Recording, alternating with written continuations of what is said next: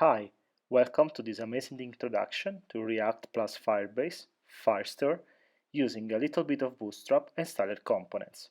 Every aspect has its own lessons, so you can pick even a small part of it.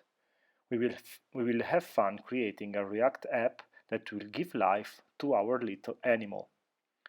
We will make him play, sleep, falling in love, all in a real-time fashion that makes everything much cooler. We will build it together from scratch, creating and initializing the Firebase project and installing all the needed modules.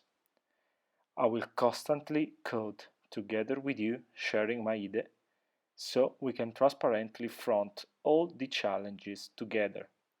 Every lesson has its own project point to practice and a related GitHub repository tag that you can always use if you are lost.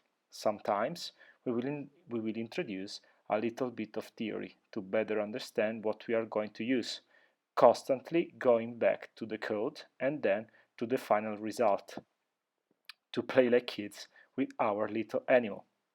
You're very welcome to share your own project and your own animated animal with us. Let's do it together. Let's start.